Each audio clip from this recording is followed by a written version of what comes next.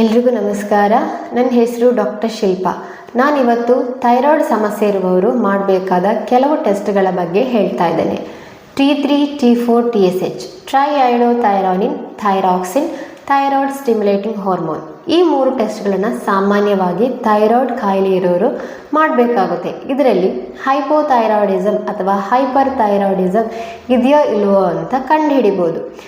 ಈ 2 ಕಾಯಿಲೆಗಳು ಇಲ್ಲವಾದಲ್ಲಿ ಅಥವಾ ನಿಮಗೆ ಥೈರಾಯ್ಡ್ನ ಸಮಸ್ಯೆ ಕಂಡು ಬಂದಲ್ಲಿ ನೀವು ಮಾಡಬೇಕಾದ ಫರ್ದರ್ ಟೆಸ್ಟ್ಗಳಂದರೆ ಆ್ಯಂಟಿಬಾಡಿ ಟೆಸ್ಟ್, ಅಂದರೆ ಥೈರಾಯ್ಡ್ ಪ್ರತಿಕಾಯಗಳು ಅಂತ ಹೇಳ್ತಾರೆ. ಇದಕ್ಕೆ ನಿಮ್ಮ ಥೈರಾಯ್ಡ್ ಮೇಲೇ ನಿಮ್ಮ ದೇಹವು ದಾಳಿ ಮಾಡುವ ಒಂದು ಪರಿಸ್ಥಿತಿ.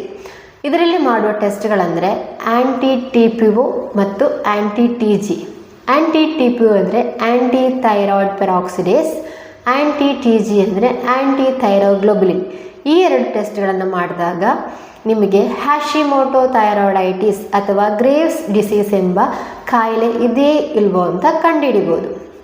ಇನ್ನೂ ಕೆಲವು ಟೆಸ್ಟ್ಗಳಂದರೆ ಥೈರೋಗ್ಲೋಬುಲಿನ್ ಅಥವಾ ಕ್ಯಾಲ್ಸಿಟೋನಿನ್. ಇದು ನಿಮಗೆ ಥೈರಾಯ್ಡ್ ಕ್ಯಾನ್ಸರ್ ಇದೆಯೋ ಇಲ್ವೋ ಅಂತ ಫರ್ದರ್ ಕಂಡುಹಿಡಿಬೋದು.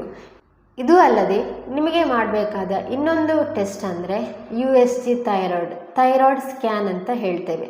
ಇದು ನಿಮ್ಮ ಥೈರಾಯ್ಡ್ ಗ್ರಂಥಿಯಲ್ಲಿ ಊತ ಇದೆಯಾ ಅಥವಾ ಥೈರಾಯ್ಡ್ ಗ್ರಂಥಿಯಲ್ಲಿ ಗೆಡ್ಡೆಗಳು ಬೆಳೆದಿದೆಯಾ ಅಂತ ಕಂಡುಹಿಡಿಬೋದು.